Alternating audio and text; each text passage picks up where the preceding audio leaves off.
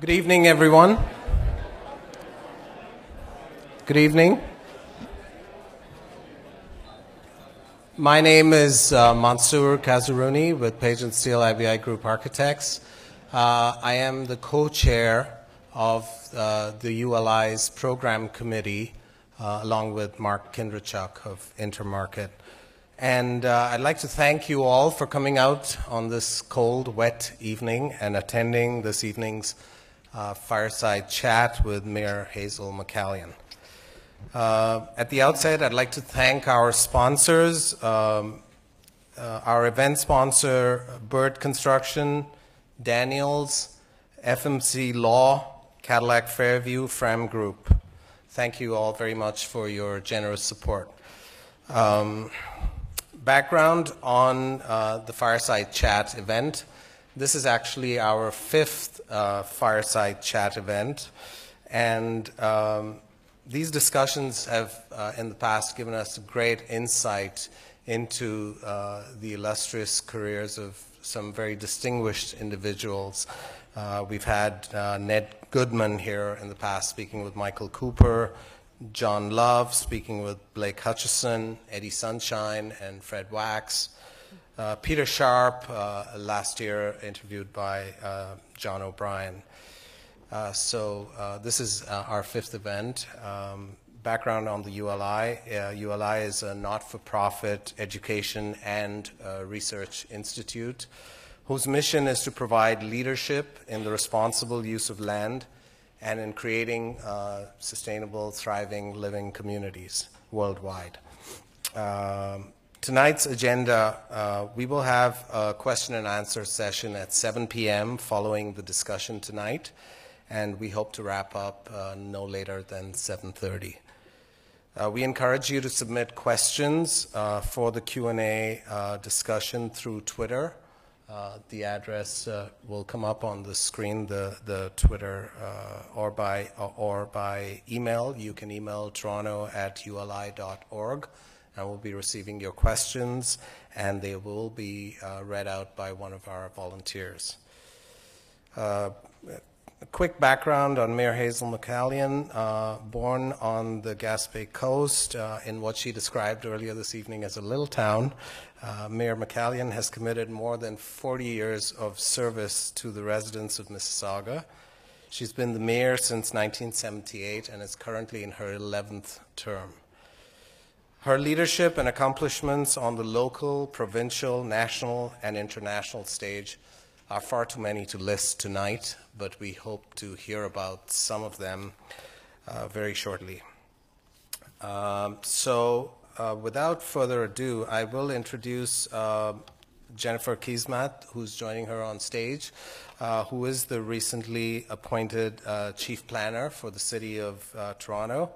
And thank you, Jennifer, for agreeing to interview Mayor McCallion tonight. And without further ado, I present to you Mayor Hazel McCallion and Jennifer Keesmaat.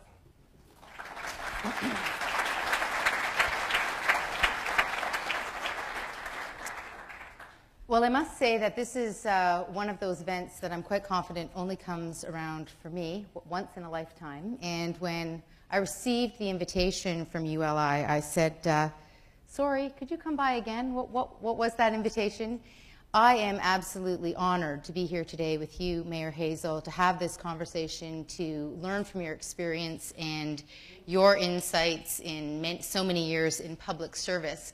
What I'd like to do is start, not completely at the beginning, but start at the beginning of your political life, your career in politics. And we know politics is, in fact, a difficult life in many ways, a very rewarding life in many ways. And my first big question is, back in the early 70s when you made this decision, what inspired you to choose political life? Okay, well, I retired from the private sector. I worked for Canadian Kellogg that did a lot of engineering in the petrochemical field. We built a lot of great plants. We built the Palmer plant. That's when I was transferred from Montreal to Toronto, set up the office to build the world's first synthetic rubber plant at Sanary, Palmer, during the war, because the natural rubber source had been cut off by the enemy, and so the Canadian government decided. And we also was the company that devised the process to take oils out of the tar sands, Fort McMurray. So I worked for a very exciting company. And I decided to retire after being with them for 20-some years. And I got very much involved in the town of Streetsville as president of the Streetsville District Chamber of Commerce. And then the mayor of the town of Streetsville at the time asked me to join the planning board. That's when planning boards had some authority. And so I joined the planning board. Next thing, I'm chairman of it. And then I could see where the town council was made up of a bunch of people, all men, by the way, and that wasn't a good example. And as a result, I could see that I had an architect on the planning board, and we could see that the decisions by the council was, how do you get the taxes in? So I was encouraged to run for office. First time I ran, I was defeated. It was a one-year term then. And the gentleman who was successful, the Deputy Reeve at the time, he was the one that went around and decided where all the water lines and sewer lines, but no plans were kept of where they were, but that was no minor detail. And so I didn't know where the water lines were, the sewer lines, why should I? Next year, because a one-year term, can you imagine, one-year term? Next year I ran, and I won. And then the Reeve resigned for business purposes, and the council appointed me Reeve. Then in 1970 I ran for mayor of Streetsville, and was mayor till the provincial government decided to bring around regional government. So we were concerned as a planning board that the decision makers at the council level, they didn't agree with good planning. They just wanted to put something anywhere to get tax revenue. So it was quite an opposition. First thing I did when I became mayor was hire an engineer to see if we could find out where the water lines and sewer lines were. It was kind of important. So I put Mrs. Streetsville on a debt-free basis. In fact, we fought regional government, by the way. Streetsville wanted to expand and take over part of Mississauga. And Mr. Davis decided that wasn't the way to go. So as a result, regional government came along. But I remember well that when we became a part of the city of Mississauga, the town of Mississauga didn't even have an aerial fire ladder, a fire truck with an aerial ladder on, because we had 2 apartment buildings in Streetsville. First thing that happened when we became part of the city, they stole our ladder and put it down to Cooksville. It was all a high-rise. That disturbed the people more than anything. So this is interesting. You started out 19 years in the private sector, decided to retire, and then your great life work began in many ways. In 68.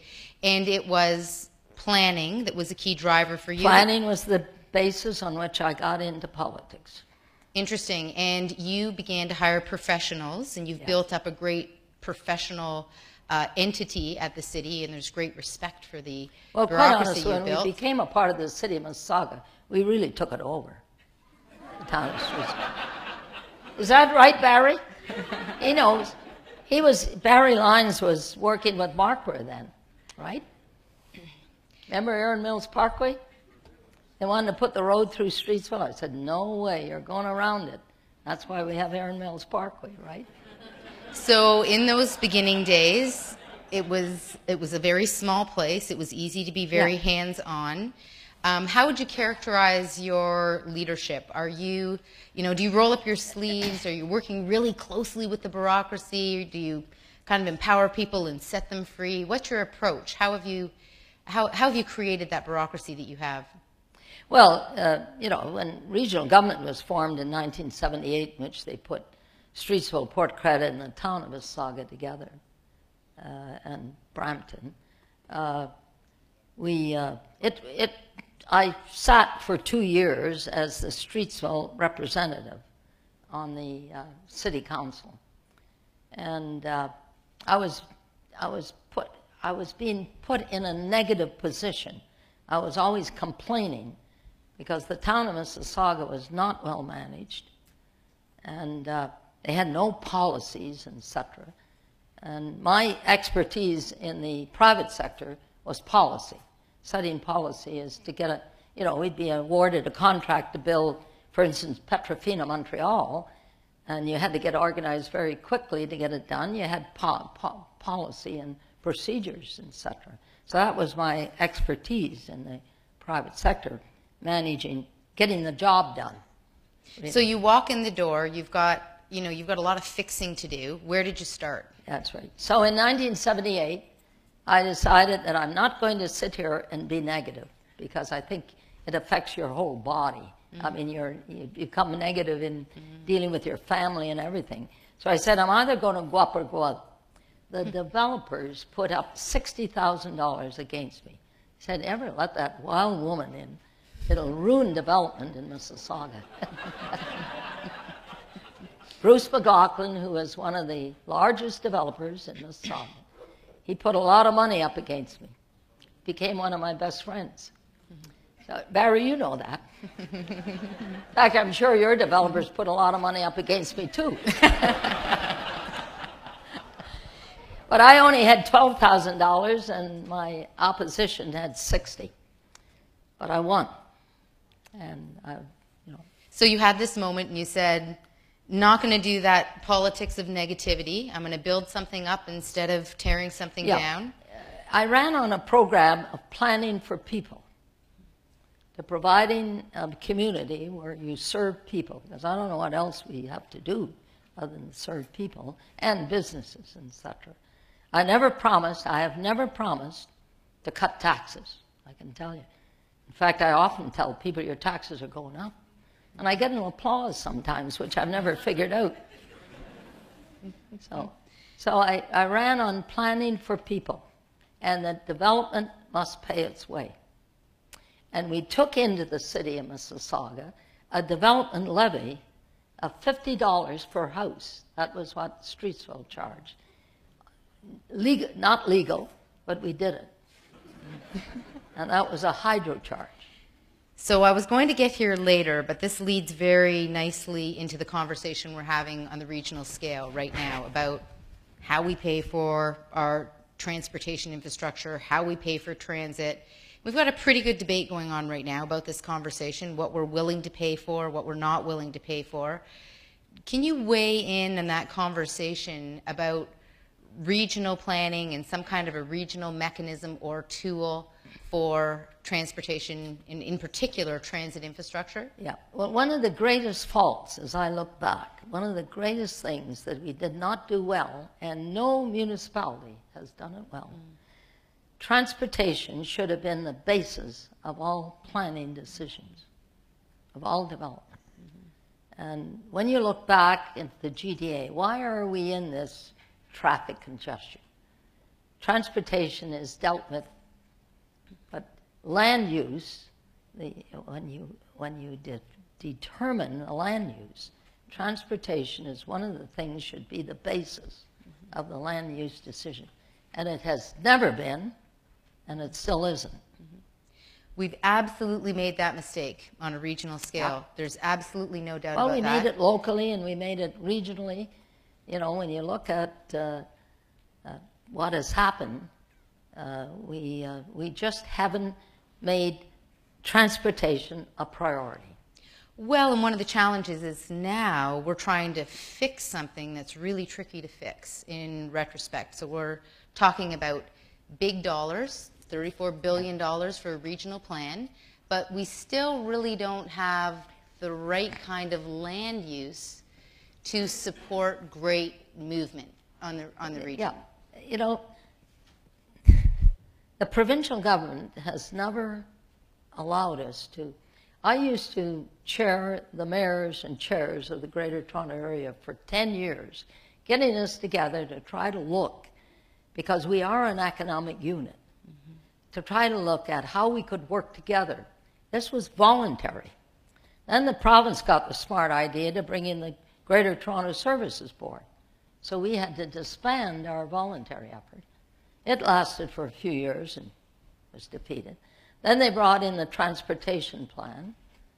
We're going to put all the transportation together.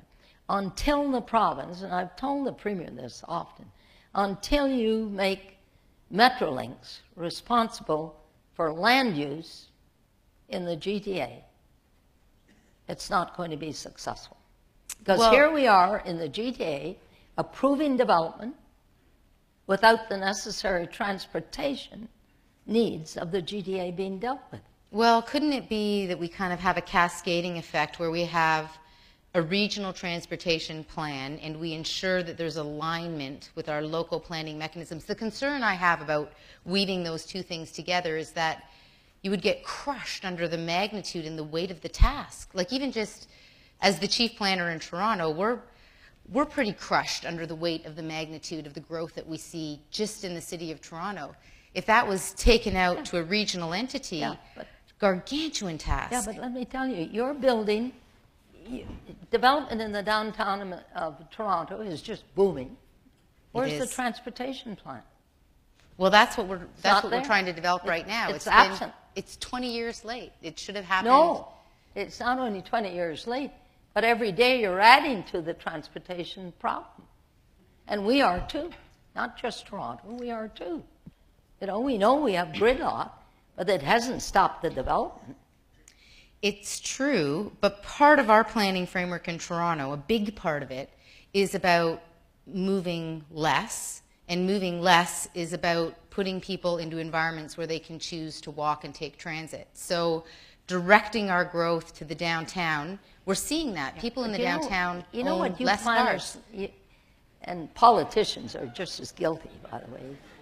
But you forget that there's a movement of goods. Absolutely. You talk about the movement of people, and you know, if a citizen calls one of my councillors, they turn cartwheels to fix the hole in the road, etc. They don't look at businesses. And if we don't move, if we have a lot of logistic companies in the GTA, and especially in Mississauga, if they can't move their products, our economic base is going to be seriously affected in the GTA. Well, absolutely. And all you planners think about, and all the politicians think about, is people. And the politicians are just as guilty, not just the planners. Well, part of what we're trying to do... Now I got the... Part of what we're trying to do is to free up the roads for goods movement. A person can choose to leave their car and get on transit, can choose to live in an environment where they can walk to work, but a truck moving food, moving staplers or binders or whatever it might be, must use the roads. So if we can move people to use different forms, we can free up our road infrastructure for goods movement. Good luck. Good luck. I'll take it, because we're going to need it. Transportation, and we're all guilty, I'm just as guilty as anybody else, it has not been the basis of land use planning. And that's why we're in the mess we're in. It's absolutely true, and I think that's why I'm so glad that we're having this conversation at the regional level right now and trying to change that. Yeah. We have two choices. Don't have three, just two. One is to do nothing and just let the crisis, and it's not, some people doesn't think it's a crisis. In my opinion, congestion in the GTA is a crisis. And people are going to only wake up, the politicians and the planners, and those that own property, when the economic base is affected. And it's being affected right now. Can in major degree. So let's go back to governance for a minute. You mentioned the Greater Toronto Services Board had a relatively short, short shelf life. Yeah. It strikes me that we've really struggled to figure out our governance model. We're constantly going through all this change. Let me give you an example. You know, what really bothers me, Metrolinx was delayed for 2 years. Do you know why? Because the City of Toronto they wanted control of the vote at Metrolinx. And so finally, the Premier had the backbone to move ahead and set us up, put a bunch of politicians on it, including myself. And one day he called me down to Queen's Park and said, I'm thinking of eliminating the politicians. I said, well, you've really wakened up to the solution. Get rid of the politicians on Metrolinx and set up independent people to look at.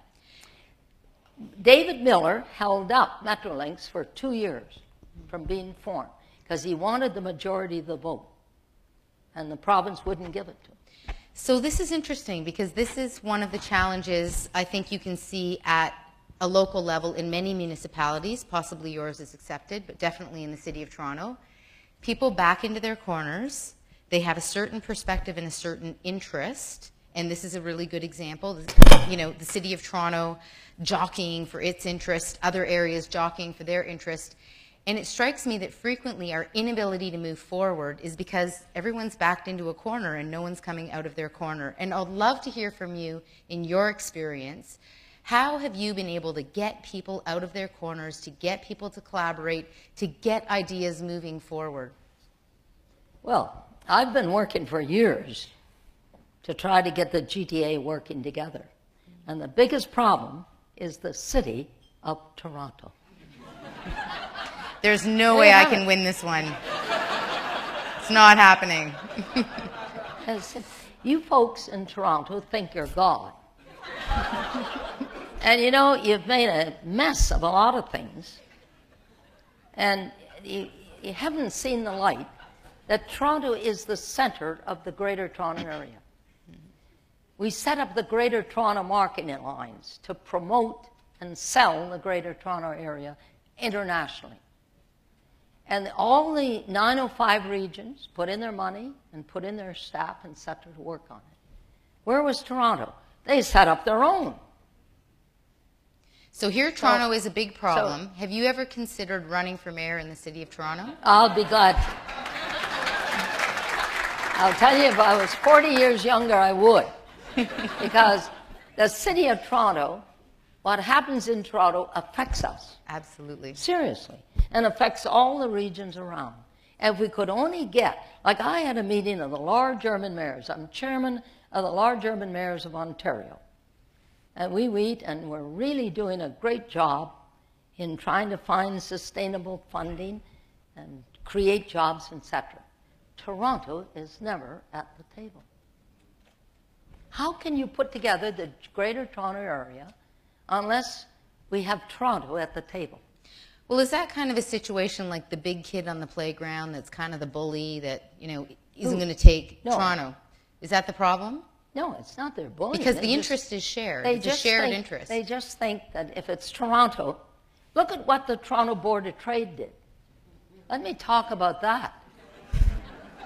All of a sudden, out of a clear blue sky with no consultation with any boards of trade in the GTA or the Chambers of Commerce, they decided they're going to become the Toronto Region Board of Trade. That's the attitude of Toronto. When Toronto realizes that they're only a part of the Greater Toronto Area, and that the areas around are growing up very rapidly, that they have a major role to play. Have a major role. I wish I was mayor of Toronto. You know, they could be a leader. They could be a shining leader. Instead, the mayor of Mississauga is doing most of the work of trying to put the Greater Toronto Area together. Well, you know, I'm only a little Gaspesian. You know, until somebody wakes up to the fact that we have to work together. Well, you could argue that, you know, if you spun it the other way, the change in name for the Board of Trade was about recognizing the regional shared interest. It definitely. But remember that the Toronto Board of Trade doesn't represent the entire GTA. So there's a lot of chambers of commerce around the region that are pretty In upset. fact, it was the Board of Trade of Mississauga and the Board of Trade of Brampton and the Chambers of Commerce that put together the Greater Toronto Marketing Alliance. We got them all together and said, and the private sector came on board and helped us. George Filehelder, who is well known in the Toronto area, a great guy, was the first honorary president of the Greater Toronto Marketing Alliance. So here you are, you've had this great influence at a regional level over many years. Have you ever considered political office at the provincial level? Has that been a glimmer in your eye at any point? Or is it now? That which? Provincial leadership. Me? Yes, you. I wouldn't be caught dead. I wouldn't be caught dead in either the federal or provincial government. And why is that? I wouldn't be caught dead. Is it too difficult? I turned down I even had invitation from the Conservative Party when they wanted me to be the leader of the Liberal Party in Ontario before David Peterson took over. They approached me, were prepared to put up all the money for me to run as leader of the Liberal Party. I said, thank you very much. I've got better things to do. And what more satisfaction can anybody get than I could get from taking a municipality from 260,000, growing it to 750,000, with an economic base second to none. So tell me. What would you do all you would do at the provincial government is either I would be a backbencher, no question about it, because I'd be crossing the floor, supporting, if the opposition came up with good legislation, I'd put my hand up and vote for it. And then you'd be kicked out of the party. Come on. See, you're a perfect model of someone who comes out of the corner and follows the good idea. And I think that's what we need more of in politics, following the good idea as opposed to the ideology. You see, at the local level, you can do things.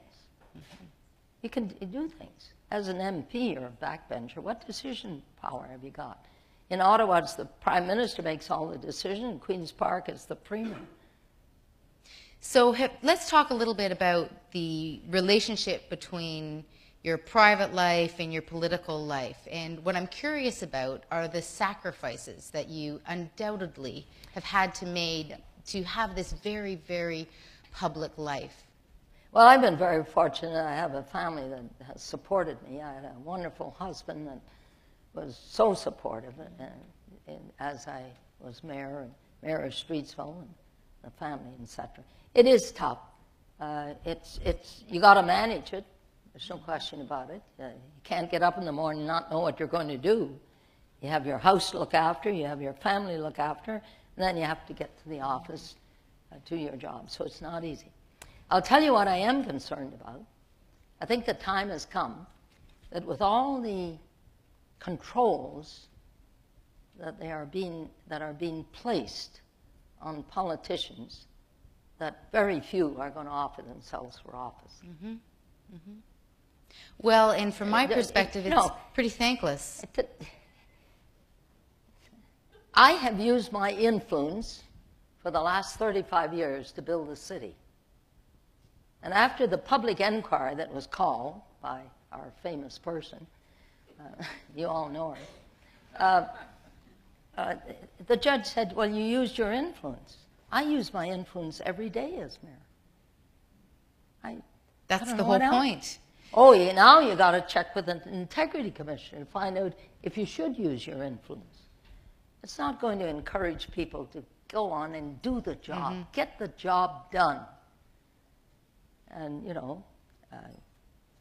I don't know. Look at what Rob Ford has gone through. Whether, conflict of interest. I declared a conflict of interest on a convention center in the city core. Every time it came to a committee of council, I declared it. The judge said, yes, that I did. But because I tried to get owners to sell the land to the company that my son was involved in, before it ever came to council, that's a conflict. Well, how in the world could we get a convention center if the land isn't sold to somebody to build it? I don't know. Secondly, the condition I laid down for the purchase of the land was the hotel had to be built first. because the land had a lot of condominiums. And I know developers well. They always tell, we'll build the economic, you know, if you give us permission to do the residential. What gets built first? Residential. And the economic portion of it is that. So the condition I laid down that the hotel had to be built canned the deal. Isn't that interesting? So let's come back to this idea of who's going to run for office. Who? Who's going to run for Well, office? first of all, in this in kind fact, of a context. I said to a staff member today, I think the person who should run for office should be on welfare. She said, Madam Mayor, they got a conflict.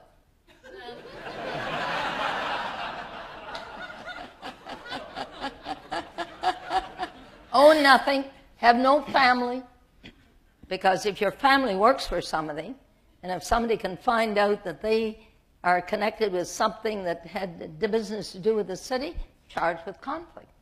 So in 2013, is public life becoming too difficult? Not for me. You've mastered it. That's No, clear. Not for me, but I can see difficulty down the road for those that run for office. So Serious just a quick comparison. When you started, the kind of scrutiny that existed then and what exists today, how does that affect your day-to-day activities? It affect what? How does it affect your day-to-day activities? The kind of scrutiny that existed 35 years ago, and we know it's changed. There's a lot more media today. How has it changed? Has it made you more cautious? Has it made you more hesitant? Or do you just say, forget it, I'm doing what I'm doing? I'm doing what I'm doing. I only have 2 more years to do it, and I'm going to do it. I'm not going to change at all. So if there are some people in the room who aspire to public life, who might be concerned about this context Well, that they we've have to be created. prepared. If they're going to go into public life, they have to be prepared. For instance, you know, some newspapers are what I call character assassination rags. And you can name the ones in Toronto.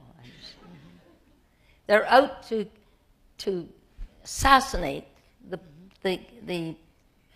you know, I remember the picture, and I don't know how many of you, I'll never forget it.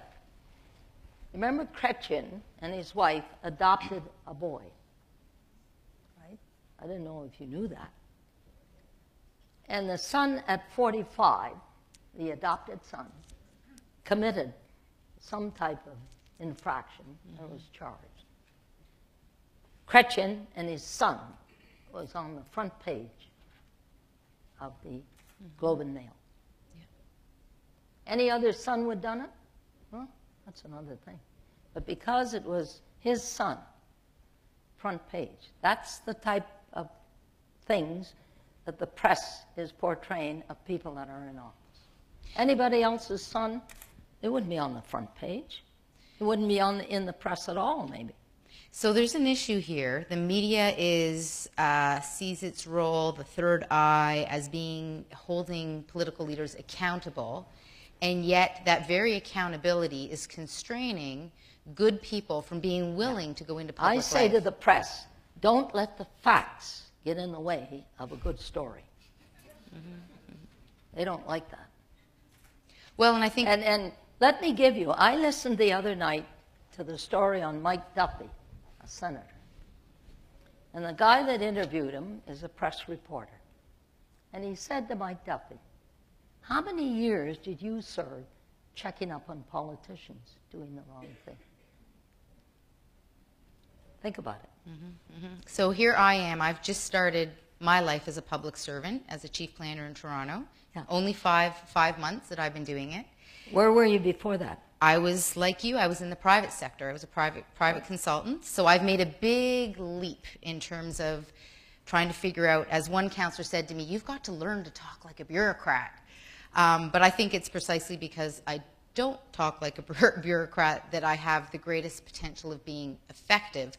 But I want to tell you a little story because in a moment with a lack of discretion, I tweeted a tweet several months ago that I should not have tweeted. It upset some people. And I sent out this tweet. It was at City Council. And a City Councillor came up to me and said, people are upset about what you tweeted. And I said, oh, it was not my intent to upset anyone. I'll delete it. So I deleted it. So the tweet was there for 7 minutes. The newspaper ran a story. The newspaper ran a story, and in the newspaper article, I said, my intent was not to offend anyone. That was absolutely not my intent.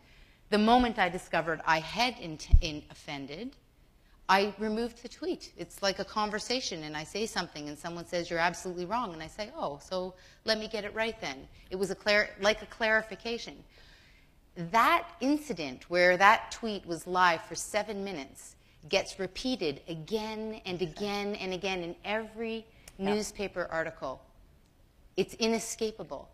And it's... Well, you're learning quickly. I'm learning the hard way. I'm learning the hard way. And a few people have said to me, you've really got to be more careful and think more carefully. Well, I'm almost petrified before I say anything because I've become so hyper-conscious of the way my words can be misconstrued. I got some good advice just about 2 weeks ago. I meet with a group in Streetsville in a little coffee shop. This guy's a retired firefighter. He said to me, he said, you know, Madam Mayor, I think the future is do nothing in politics. And we have some counselors. And we have, I'm sure there's counselors all throughout the province that sit and do nothing. Pretty hard to criticize them except they do nothing. Well, and I think that's the great risk to public life. Exactly. It's a great risk to public life. And the staff is going through the same thing. Absolutely. Like you experienced. Absolutely. Now, what is so important about that tweet?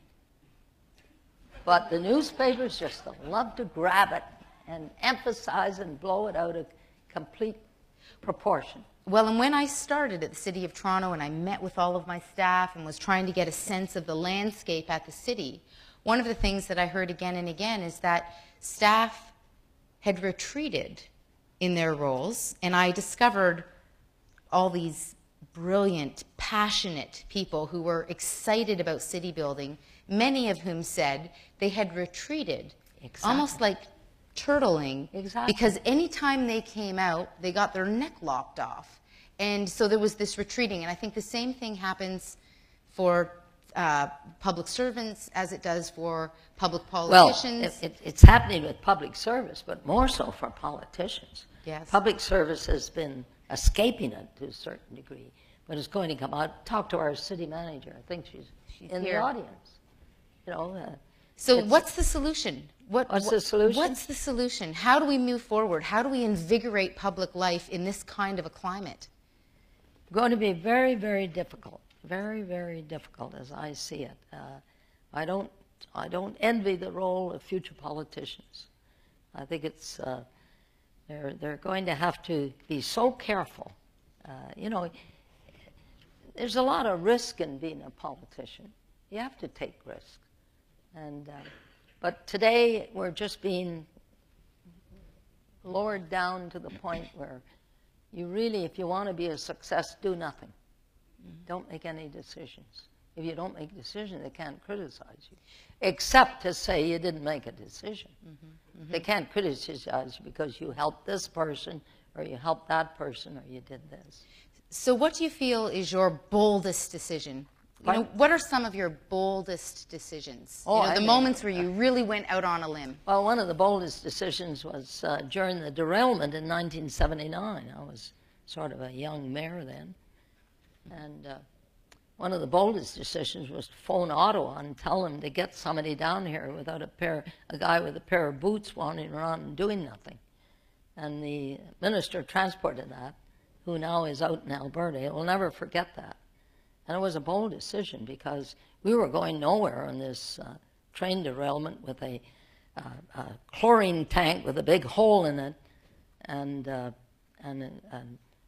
escaping into the air, etc.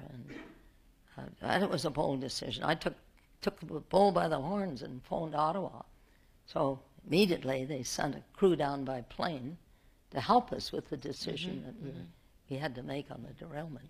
That was a rude awakening. I was only elected in 1978 and had to handle a major disaster.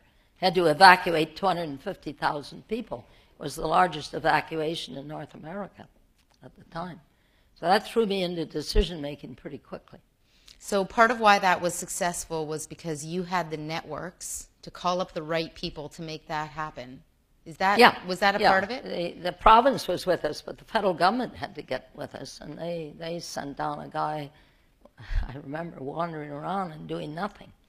So I got to the Minister of Transportation at the time and said to him, you got to get staff down here. You got to get qualified people down here. He's never forgotten me for it because he said, I'll never forget the phone call you made. I was pretty upset because we had a lot of people out of the city. So you've always seemed at the right moment to be able to get the right ear of whether it's a provincial leader or a federal leader. How have you done that? How have you been able to kind of work across political boundaries and work across jurisdictions? Well, my politics is basically conservative with a liberal point of view, great social conscience, and looking for a heck of a lot of reform in government. Is there a party name we can put on that? I take them all on. I really don't. Right now, I just can't believe that Horvat and Tim Hudak is asking for a public inquiry, that all it will do is put a lot of money in the lawyers' pockets. What happened on the gas plant is quite simple. OPA approved that Loreland project 14 years ago, never consulted with the city, landed it in the midst of a residential area, etc. And I've been working with the government all those years to try to find out a way around of canceling that contract.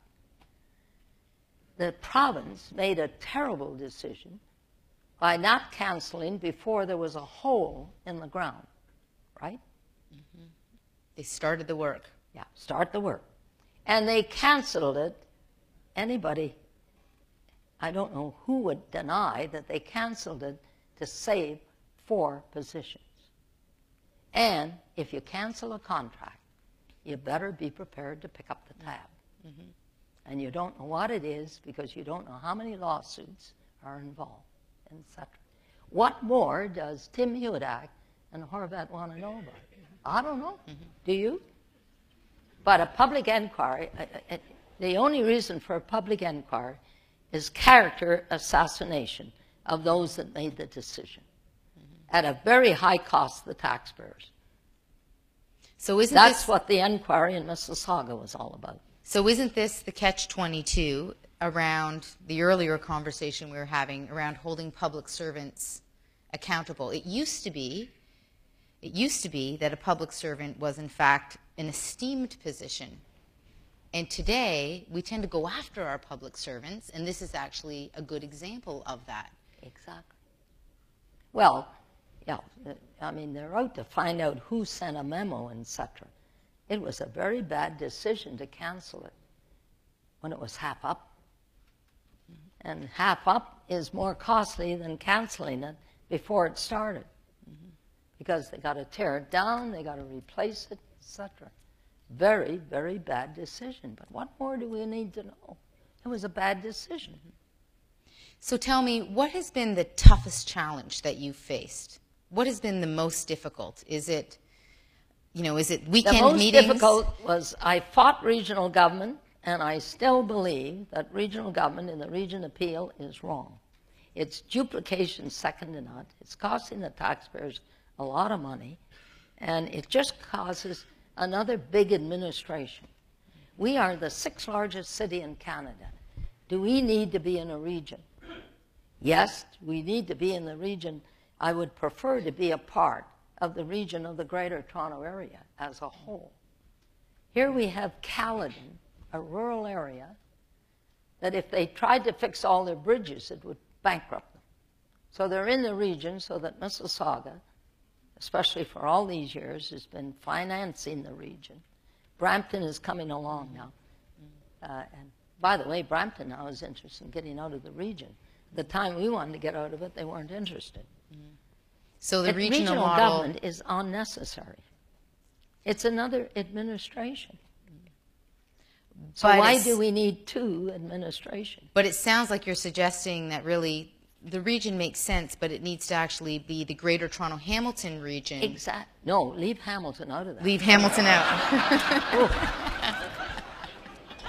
Janice was at our meeting on Thursday, and the mayor of Hamilton says he has no gridlock. And my comment was, I've never figured out how you ever got into the GTA in the first place. You have to have gridlock to be a part of the club? You know, Hamilton should not be in the GTA. If you're going to create, it should be the Golden Horseshoe. If you really want a region, is the Golden Horseshoe. But Hamilton it's an appendage to the GTA. They may have appendix problems. I don't know. So this is interesting because there's a variety of different ways of slicing the governance of the region, and the province has moved around a lot in how they do that. Oh, boy. Now we have that's an understatement. Now we have Metrolinx.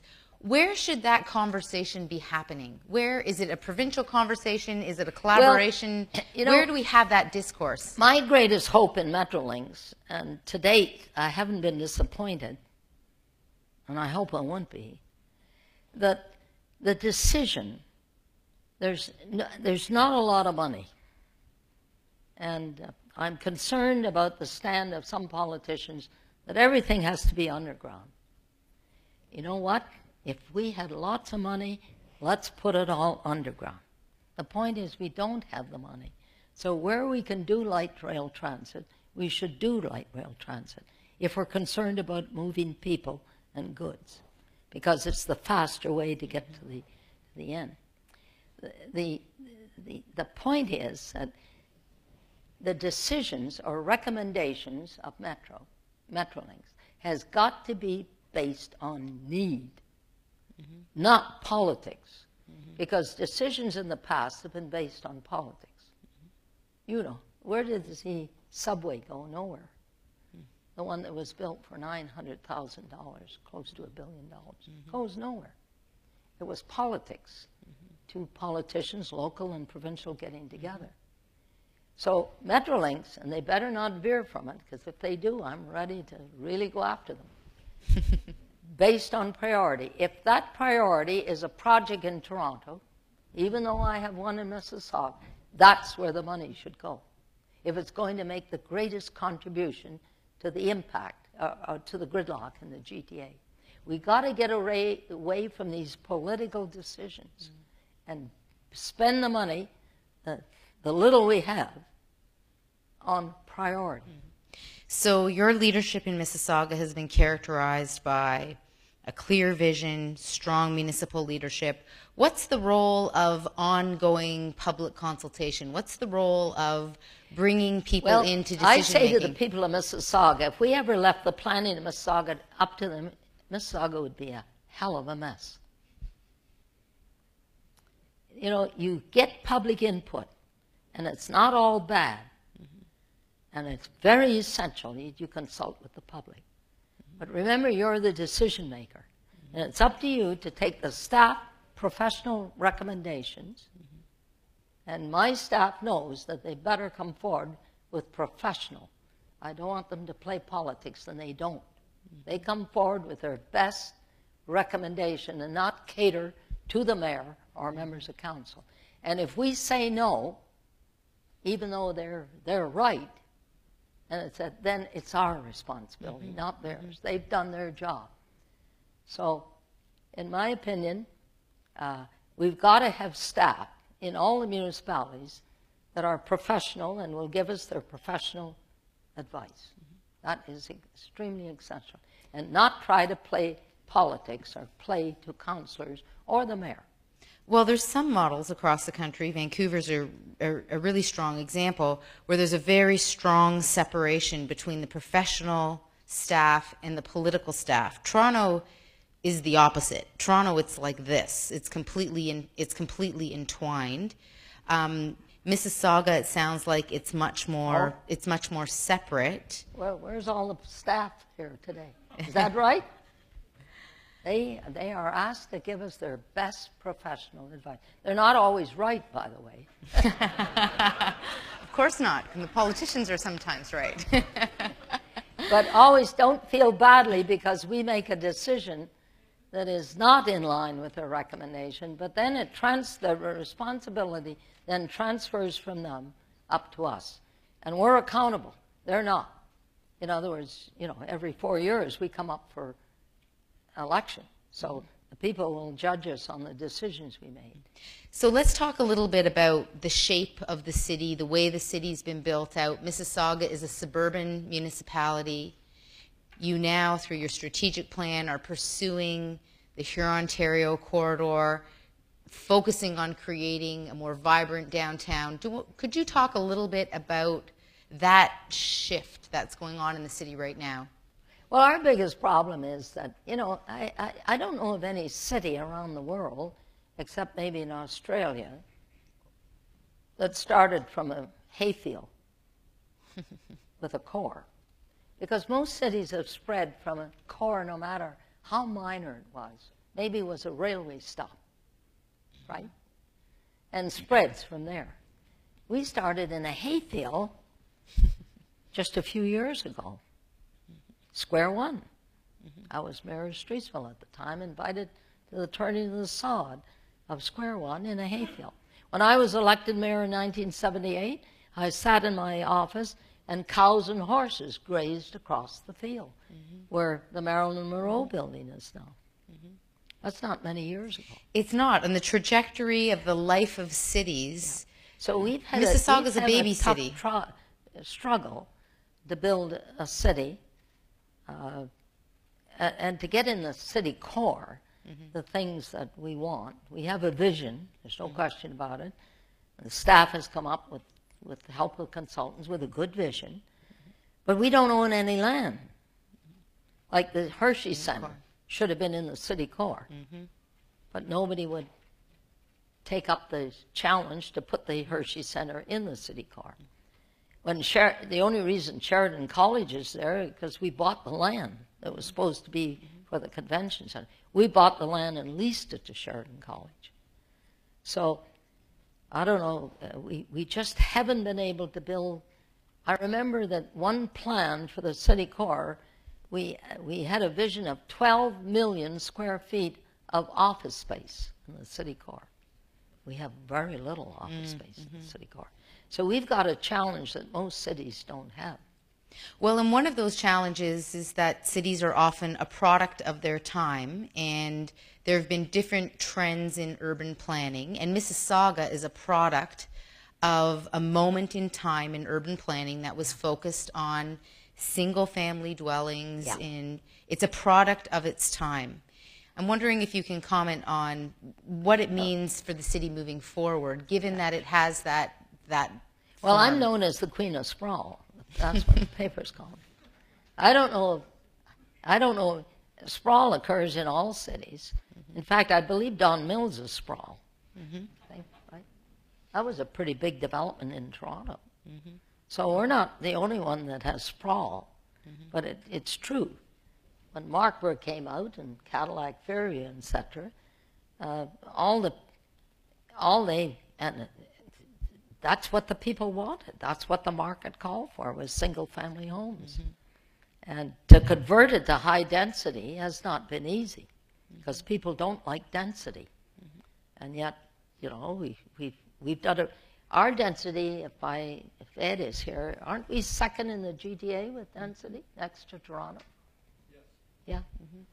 So it's interesting because we're trying to convert to density, but I'll tell you, it's not an easy job. Well, you have to fight with the landscape and fight with the form that you have, because that form was not designed to be high density. So it's really tricky to adapt it and turn it to something else. But I think it can be done. It can be adapted.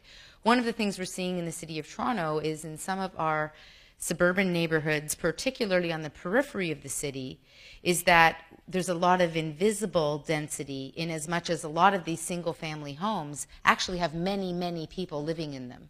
Oh, we have that in Mississauga. I remember in one election, in one residential unit you remember when they used to go around and make up the voters list? The government used to do it. I remember in one residence in Malton, there were 22 people living in the house. And as the counselor said, the beds never got cold.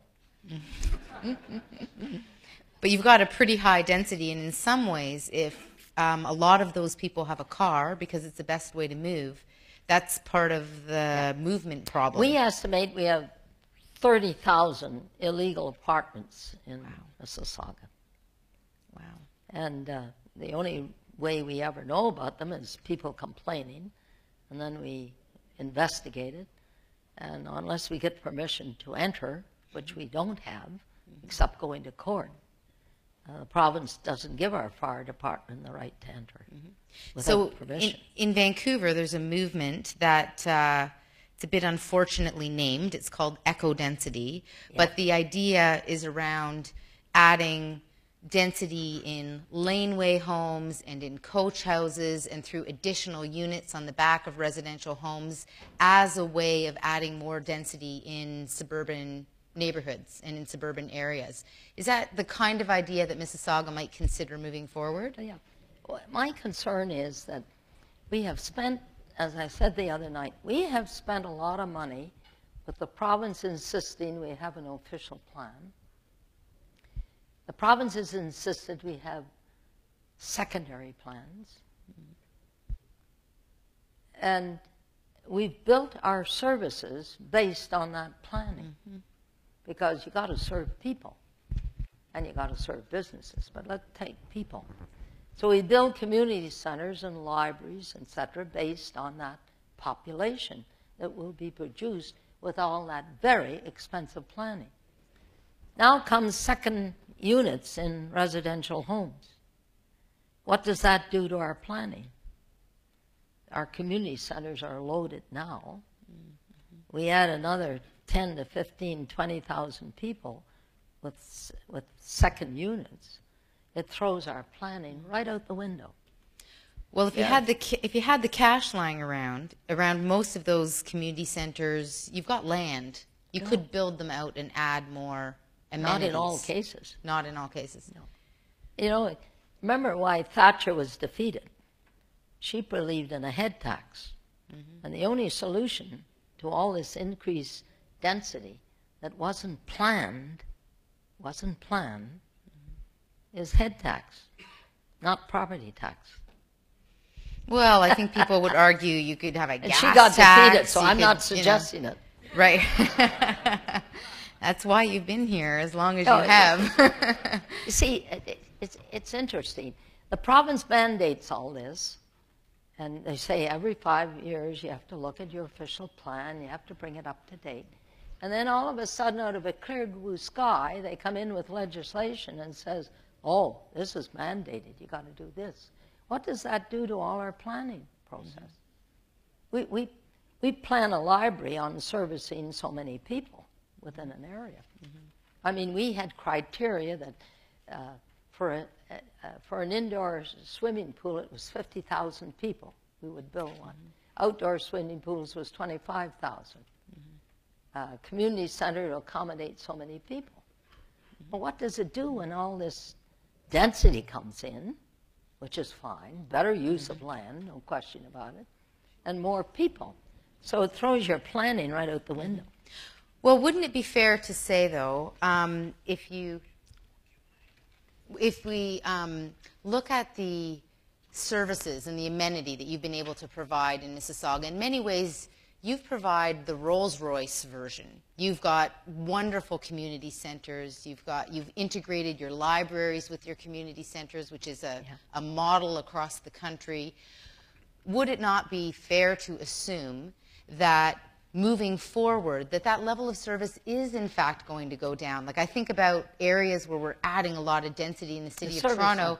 You don't get the Rolls-Royce anymore. That model's gone. Well, it's not really Rolls-Royce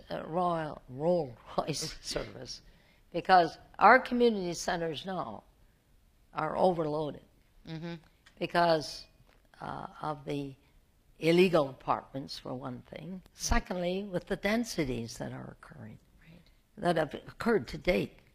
Because many of those criteria that we used for planning was based on mainly single-family homes, right?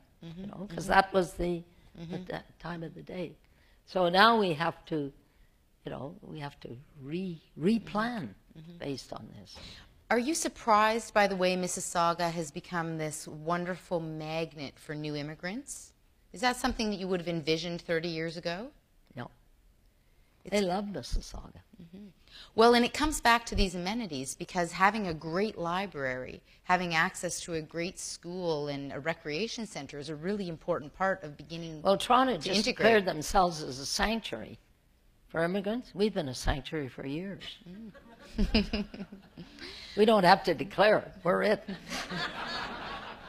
What I'd like to do is shift the conversation a little bit and take some questions from the floor to give all of you an opportunity. This is what you need to be afraid of. But I think you can handle it. There's some microphones in the back corner. If anyone's interested in asking a question, you're more than welcome just to stand up and lined up behind the mic, and I will direct you and let you know. And I think we have a first question here. Go ahead. No, I'm just going to bring the microphone. Oh, you're bringing the mic out. Okay, great. So just throw your hand up in the air if you have a question. And while we're waiting for some of you to get over your shyness, I'm very curious. What is your favorite spot in the city? In Mississauga? What is it? Yeah, your favorite spot in Mississauga. My home. Your house. I got a beautiful backyard. Wonderful. Okay, so after your home, where do you love to be? Don't say the office. I have two spots: Riverwood area, the Riverwood Park, and the Lake Promenade Park on the credit. So this is interesting that you've chosen parks, because Mississauga has a really amazing amount of parkland. Yeah, we have 7,000 acres of parkland. Which is, it's mind-boggling. When we talk about adding more density, you can't add a lot more density unless you have that park space. So you've got one of the key criteria that you need in order to add park space. In order to add density. And we're developing our waterfront. Nobody knows about it, but it's fine. It's being preserved for people. We don't have high rises on the waterfront. Nothing below lakeshore can be more than 4 stories high. Sir, go ahead. Stand up, please. Thank you. Thank you. That's Rod Nail. It's a pleasure to be here, Madam Mayor. Thank you for doing this. My question is, in Europe, this goes back to transit-based planning. In Europe, they have been doing transit-based planning for years, for decades, centuries in some cases, where transit goes in first and they plan around it, Paris, London, et cetera. How is it that Toronto and Mississauga, for that matter, hasn't taken that example, and why is it we feel we have to reinvent the wheel? Why did we not learn from what Europe has been doing for centuries? Well, you know, I remember years ago that the transit system in Toronto was considered one of the best in North America. Americans used to come up and look at the transit system here. I was on the international, or the American Transit organization representing Canada for 1 year. And they used to, this is a number of years ago, they used to talk about the Toronto transit system. And so what has happened, I guess, is the transit system has been neglected. Now, I don't think it's the fault of the city. We started to build transit a number of years ago in Mississauga, public transit, and Toronto Transit. Along came Mr. Harris as Premier of the province and cut out all transit subsidy. We were given 75% of the capital cost of a bus. That got completely cut out, and we were given, I think Toronto got more subsidy than we got. But if I recall, it was 17.5% to 18% of the operating deficit of transit. That all got cut completely by the province. And I think the TTC, it was a setback to the TC. I know it was a setback to us. And we just had a small transit system, but it was a setback. 75% of the purchase of bus. So, quite honestly, I think the vision of public transit in Toronto itself sort of got sidetracked. I think that's true. I think it is. It's the only explanation I have. I was in Portland, Oregon a few years ago and meeting with some city staff there, and I mentioned that I was from Toronto, and they responded with glee about our transit system and said, in Portland, we have been trying to emulate and create a system like what you have in Toronto, where you integrate subway with light rail, with buses, and provide extensive coverage across the whole city. And it was such a shake to the head because we're so frustrated with the system in the city, and to realize that it, in fact, at one point in time was, of course, a system to emulate. And but we stagnated. We stagnated, and it all comes down to money. Because I can tell you there are many, many transit plans. The planning, and for the TTC, there are many expansion plans. The problem's not the plan. The problem is the money to invest in the framework. There's no country, I don't know of any country in the world that the federal government doesn't plow millions and millions into transit. The federal government here doesn't do it. I used to come back, I used to be envious. I learned what was happening down there, and they would say, well, what does your federal government do? Nothing to help us with transit. And Can you make a phone call about that? I made a few phone calls. But, you know, the federal government, we've been asking for a transportation strategy for the country, not just for GTA. And the federal government is not moving on it. It's all ad hocery. They give us gas tax, not even fuel tax, by the way. They really pulled a smart one on us. They gave us gas tax. Fuel tax would be more money. So, you know, finally they decided to do that. But think of the years that we got nothing. And in the States, they plow billions into transit. The federal government. Well, and the further challenge is that there's been a real immobilization at the planning level. I think we haven't been moving because there hasn't been any money. But even if the money arrived tomorrow for the downtown relief line, for example, an environmental assessment would need to be undertaken. We would be 10, 15 years away from making it happen because we've stagnated to such an extreme. Well, we're over-regulated in this country. There's no question about it. I'd love to be a mayor in China. Decide today we're going to build a road. Decide today we're going to do the high-speed train and it's from done. Beijing to Shanghai. And in 2 years, it's done. It's about Here we got to go through. I always say we spend so much time and money finding out if we can do it that by the time we're finished that, we don't have the money to do it. Or we've been fighting about how to do it by the time we get to the end. Do we have another question? Sorry. I'll just stand up. Okay, go ahead, Paul. Bedford, and I had the pleasure of serving on the Metrolinx board with Hazel for the first term, and we got the plan done. But as we all know now, the question of the day is the funding. So I'm dying to ask Hazel. There's 4 campaigns underway right now to try and educate the public about all the options. One of them is the City of Toronto campaign, Feeling Congested. Another one is the Metrolinx campaign. Another one is Civic Action. And there are many more people, thank you, that are involved in this exercise. And there's a whole range of funding tools that have been discussed. And you and I know many of them. Every one of them are controversial. They're road tolls, they're regional sales tax, they're regional parking levies. They're all tough decisions. And in the next 6 months, we have to bite the bullet on this. As most people here in this room know, Metrolinx has to submit the investment strategy recommendations to the Premier by June the 1st of this year. So I would like to know, in your best advice, Hazel, what kind of tools do you think make the most sense for us to generate the $2+ billion every year for the next 25 years to get the kind of transit that we all want? Well, first of all, they've done all the research on the tools. So it's very important that we know what research has been done and how those tools have applied in other parts. of the world. They've done a worldwide research on it. So for me to choose the tool, I would have to know what it would produce. I think it's going to be an extremely hard sell,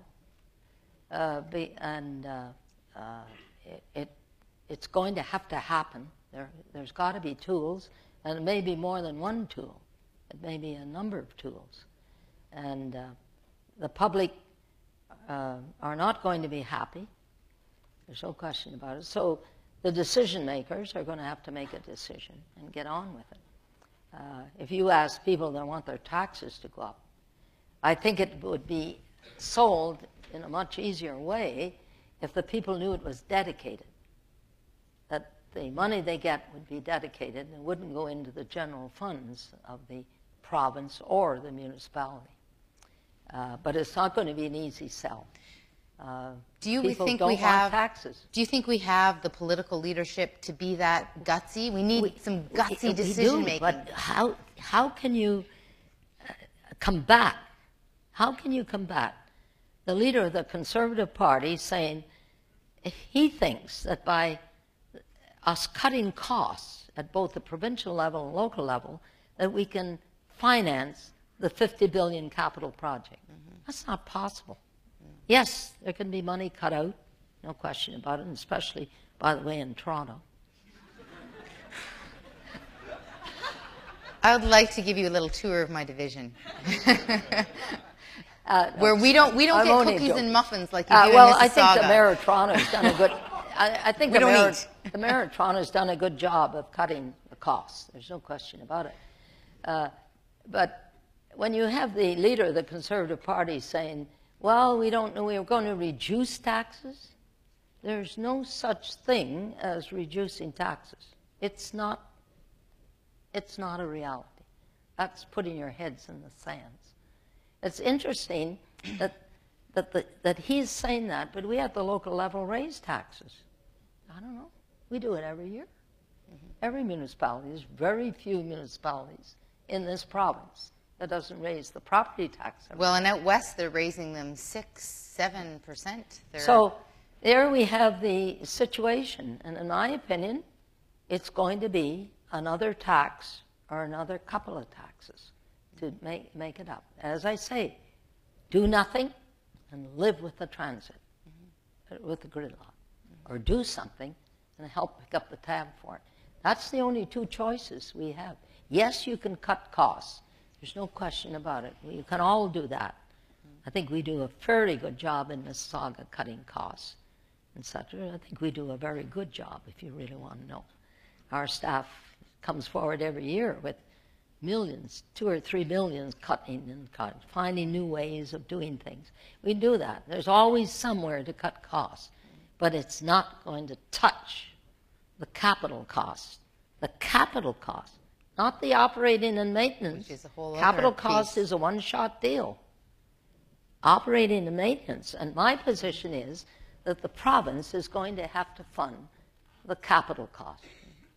And the property tax then can struggle with the maintenance and operation. Because no subsidy, no transit system is 100% user fee. There's a great article that came out recently that argued that the great failing of municipal finance in North America is that we only planned for capital costs and didn't anticipate the demands of long-term infrastructure maintenance costs. That's right. Yeah. Well, you know, municipalities for years ago, many years ago, their capital planning is year to year. But now most municipalities are in a 10-year phase. So there's big improvement. Do we have another question from the floor over here? Gil, Penelissa? Right here. Oh, okay. So this question. Oh, sorry. Go ahead. What? Can I go ahead? Go ahead. Sorry. Okay, so this question comes via Twitter from Michael Fox. He asks, Jennifer, what are the key challenges you're currently facing? And Mayor McCallion, do you have any advice? Oh, What's that? that's fantastic. So the question is, what are the challenges I'm currently facing, and what's your advice for my challenges? So I'll tell you some of the challenges that I'm facing. Okay. We've touched on them this evening. I've been talking about them. But the biggest challenge that I'm struggling with in my role is this inertia around being able to build consensus for an idea and then move forward and do it. Just do it. And this comes back to the notion of people backing into their corners and not being able to identify the shared interest and move forward. So, so the question I would have to you in terms of advice that I'm looking for as the chief planner in the City of Toronto, you've identified the problem that Toronto can be on the regional scale. What advice would you give me as a chief planner in trying to move forward some bold ideas around transit planning? Well, first, oh gee, you really led me into something. First of all, what is lacking in Toronto is a corporate overview of the city by the politicians. You mean like a vision? Yeah. A shared vision? Shared vision. So that's your problem. But that's a political problem. We've been able to develop that. I'm absolutely amazed at the City of Mississauga, in which, you know, as we sit at the planning committee and we're all there, as to the involvement of the councillors in other councillors' wards and commenting and questioning. To me, that is the only answer. You've got to have a council, and with, what have you got, 44? 44. Well, you only need 25, so you get rid of all those others. I find that as I read the newspapers, that the councillors have not, they don't seem to have an overview of their decision making, that it's good for the city as a whole, rather than just their ward. And I don't know how you eliminate that. I don't see how you can. Are you a believer in a ward structure versus a citywide structure? Do you believe pretty strongly in the ward system? Yeah, I don't want to make a comment on that. I've heard a lot of debate about it. Our ward system works. That's all I can say. But it doesn't work in your area. So therefore, our ward system does work. I mean, we have councillors criticizing or commenting on what's happening in other wards. Like at the planning committee, it just doesn't, there used to be an attitude, well, you know, if the ward councillor says that they want, then that's what they want. That has disappeared in Mississauga. Very, very seldom does that come up anymore. Well, and in defense of the culture we have at the City of Toronto, one of the challenges we have is the volume. We're the second fastest growing city in the world. So the volume means that often it's necessary to defer, because there's just, you know, we have wards with 120 development applications in one ward. So deferring to the ward councillor actually becomes a necessity, because it's just difficult given the volume. We have 4,000 applications a year. Yeah, and you have the problem. You know, I've never understood how the province overnight decided that all the municipalities in Toronto should be one. I haven't known of any company yet in the private sector that would take over 6 companies at one time. They usually take one over and meld it in. And the province all of a sudden decided, as of January the 1st of a certain year, there would be amalgamation of all the municipalities. They created a chaos second to none. That's absolutely true. And one of the things that's been most shocking to me arriving is to see how the whole city is still reeling from amalgamation. So let alone getting visionary, the city, just trying to administrate the volume of the city has been a gargantuan challenge. And then add on top of that the amount of growth that we've had. And it's very difficult to be having the proactive conversations we need to have, because it's just a matter of kind of making do. And then take an environment where we're continually decreasing the resources, because we've had many years of 0 tax increase, which means as our city has been growing and our development applications have been growing, our resource has been decreasing because we're not even keeping up with inflation as a municipality. So it's like a perfect storm. You add all of that together, and then you wonder why there aren't people sitting around being visionary. In part, it's because it's just this unbelievable task. You know, harmonizing our zoning bylaw has been... Oh, well, we how do you do that? Years. We have a zoning bylaw for the entire city. You still don't have one. Mm-hmm. Is that right? We might by the end of the month. Secondly, the other thing you have to do, and I don't know whether the politician, your residential taxes are far too low, and your industrial office is far too high. Mm. So we're getting a lot of industrial, certainly office commercial, because your taxes are, I believe, unless they've come down a bit, no, they're used high. To be 3 times the cost of a square foot of office space in Toronto. Yeah. But our residential taxes are higher, and I do get that the odd time, saying, well, you know, in Toronto, I only paid $3,000 or something. Mississauga, we're paying $4,500. I said, yeah, but think of the wonderful services you're getting. I was kind of hoping someone would clap when you said that. That would have been appropriate. We'll take one last question for the floor. We just have a minute or so left. Mayor McCallion, I wonder if you have any advice for many mayors or leaders that are where you were 30 years ago. It seems like we're confronting a situation when you're saying that it's a perfect storm. Everybody knows we're going to increase the population by 50% in the next 20 years in the extended GTA. But nevertheless, we're talking, and not doing a lot. You are a doer. So what would you recommend to the politicians? Because it can be such a magnificent opportunity to create a fantastic, vibrant, and healthy GTA, or it could be a horrible mess. We're going to grow by 50%. I mean, if we had a magic wand and we could do half of Toronto or half of Mississauga or half of any community, even the best half, we would do it even better.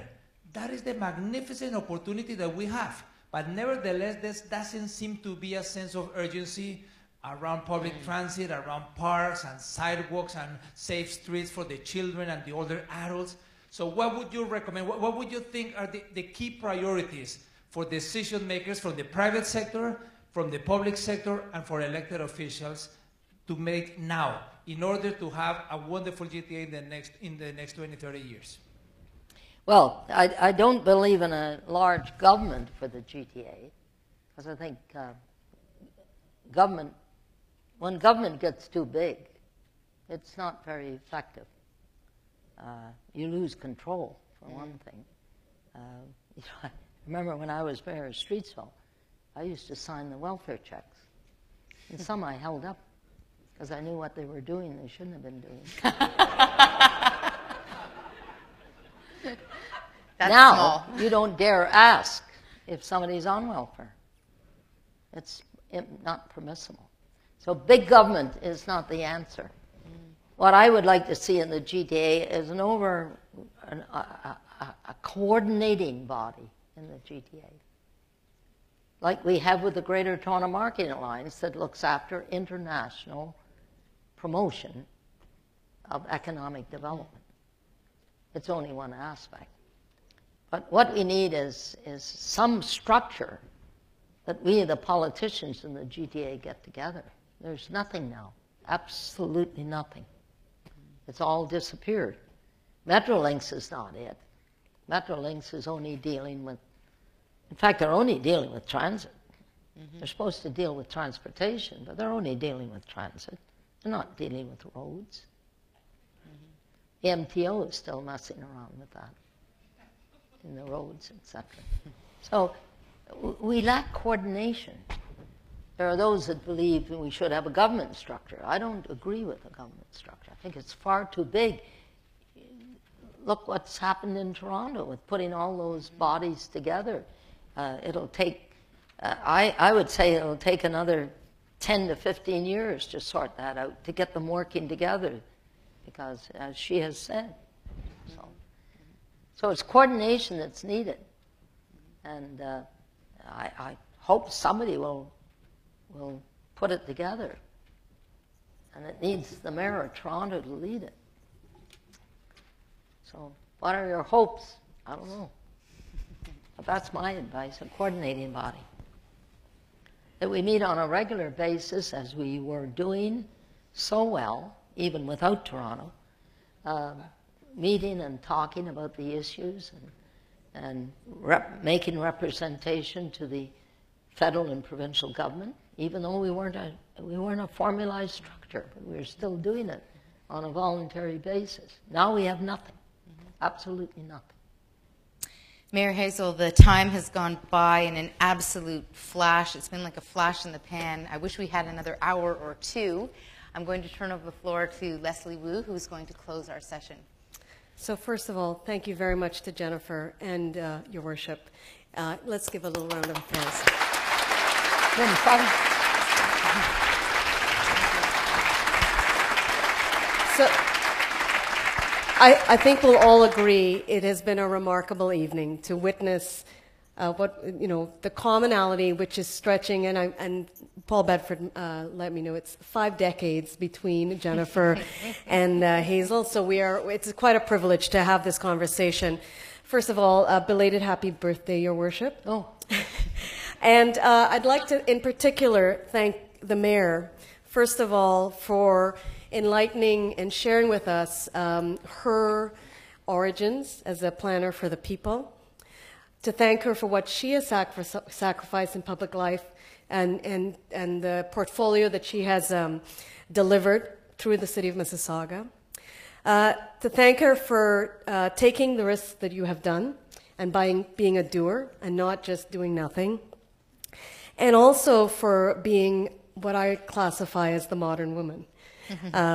You describe yourself in terms of your politics as very multifaceted, and I think we would say that the citizenry of this region and Mississauga and the many cities here have this very complex understanding of who they are, and it's not so singular anymore. So you do, in fact, at 92, represent many of us.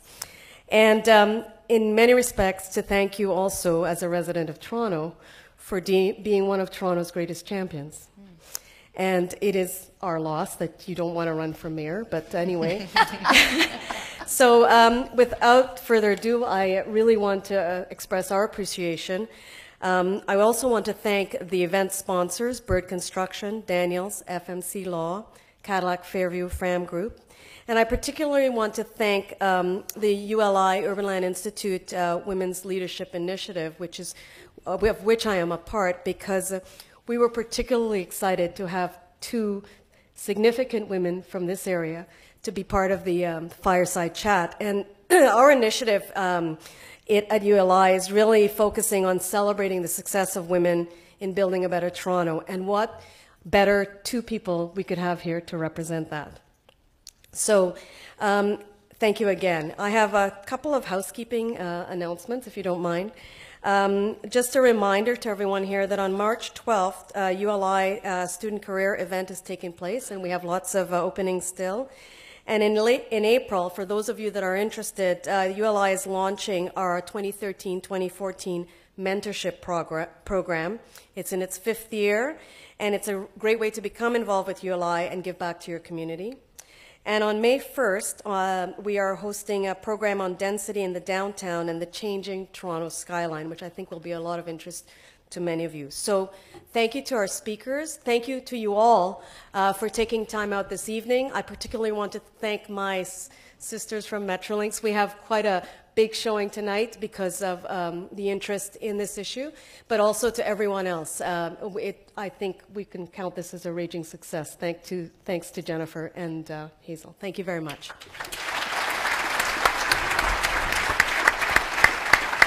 Very good. Thanks, was it? Good Okay. luck in your job. Thank you so much. It's a very difficult one.